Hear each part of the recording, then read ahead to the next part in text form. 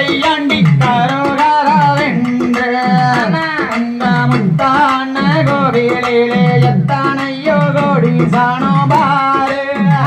பள்ளி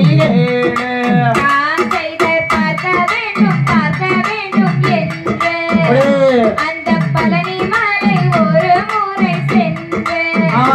அந்த பாதையிலே பள்ளி கொள்ளும் பரமன் திருமகனை கண்டு மனம் கொண்டு